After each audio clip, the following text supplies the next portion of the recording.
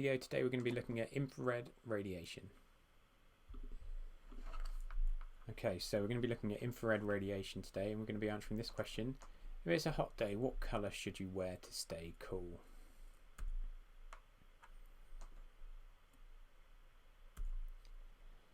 So, let's start off then by answering this. What is radiation? So radiation is a transfer of energy by all waves. Light can be radiated, sound can be radiated. Heat is radiated in infrared waves. So infrared is part of the electromagnetic spectrum, and here you can see this is the entire electromagnetic spectrum. So on the left hand side we've got the long waves, and we've got radio, and then we've got microwave, and then we've got infrared, the part that we're interested in. We've got visible, which we all know about, and then we get to the shorter wavelengths, ultraviolet, X-ray and gamma.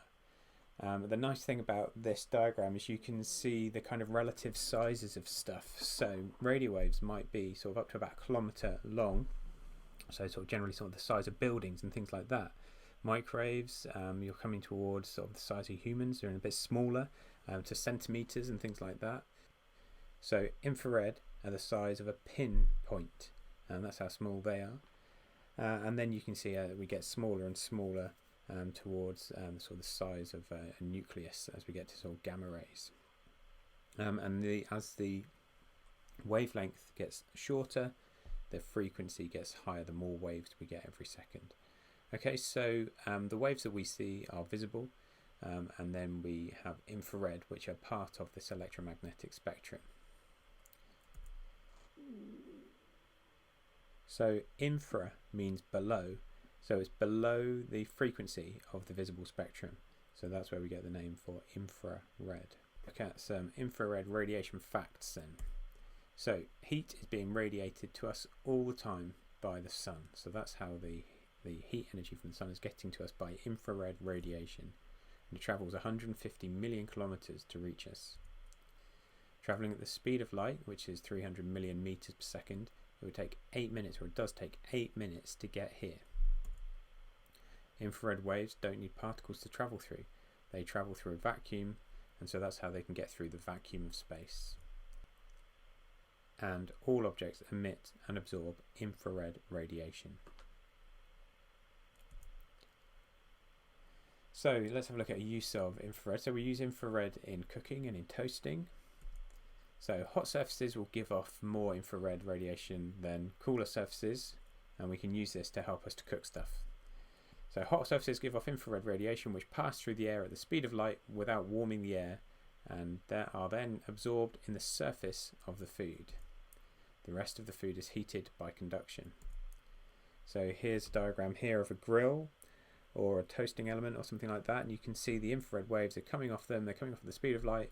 They're not heating up the air, they're just travelling through the air and radiating through, hit the surface of the food, of the bread or whatever, and then the surface particles start to heat up, they start to cook, they start to vibrate more than they were before, and start to move that heat energy through the rest of the food by conduction. And that's why the surface of the toast is all toasty, but the inside of the toast is just sort of warm and nice inside. So black body radiation, let's have a look at what that means. So no objects absorb all the light or radiation that fall onto it. If an object did, we would call it a perfect black body. A perfect black body would not reflect or transmit any radiation. It would be very efficient at emitting radiation. The higher the temperature of an object, the more infrared it gives off at certain times. It will also give out more and more visible light as it gets hotter. And you can see both of those things in that graph. So we've got 3 different curves there, or 4 different curves, and they're labelled at different temperatures. So the 3000 Kelvin, so Kelvin is a measure of temperature, so 273 Kelvin is 0 degrees Celsius. So 3000 Kelvin is pretty hot. It's almost like 3000 degrees Celsius.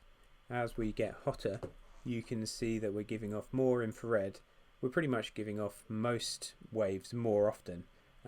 The curve is going towards the visible light. I'm sort of peaking towards the visible light there at 6,000 Kelvin. We've got a lot of visible light, and we've also got more ultraviolet. We've also got more infrared as well. So you can see how the continuous spectrum of all of these different wavelengths are given off at different temperatures.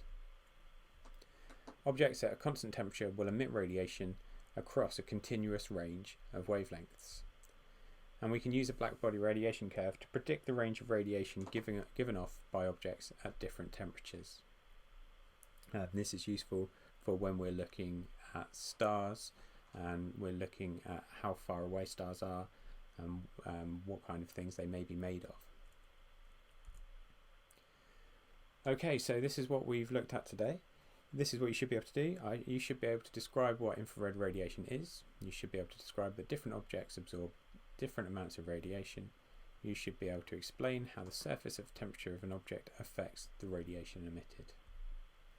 But at the start, we asked this question: if it's a hot day, what colour should you wear to stay cool? So, to stay cool, you may wear white. If you wore black, you might get really hot. And why is this? It's kind of one of those things that we all know. So let's see, why is that?